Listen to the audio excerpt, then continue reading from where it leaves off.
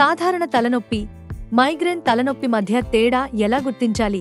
సాధారణ తలనొప్పి ఎక్కువగా ఒత్తిడి, నిద్రలేమి, అలసట వల్ల వస్తుంది. ఇది సాధారణంగా తల మొత్తం లేదా రెండు వైపులా నొప్పి కలిగిస్తుంది. కొంత విశ్రాంతి, నీరు తాగడం లేదా సాదాసీదా మందులు వేసుకోవడం వల్ల తగ్గిపోతుంది. మైగ్రేన్ మాత్రం భిన్నం. ఇది సాధారణంగా తల ఒకవైపు మాత్రమే తీవ్రమైన నొప్పి కలిగిస్తుంది. దీని ముందు కళ్లకు వెలుగులు కనిపించడం, వాంతి, కడుపు ఉబుకు, శబ్దం లేదా వెలుతురుతో అసహనం కలగడం జరుగుతాయి. మైగ్రేన్ దాడులు గంటల కొద్దీ, కొన్నిసార్లు రోజులు కూడా కొనసాగవచ్చు. కాబట్టి తలనొప్పి తేలికగా తగ్గిపోతే అది సాధారణ తలనొప్పి కావచ్చు. కానీ ఒకవైపు తీవ్ర నొప్పి, వాంతులు, కళ్లలో వెలుగులు కనిపించడం వంటి లక్షణాలు ఉంటే అది మైగ్రేన్ కావచ్చు.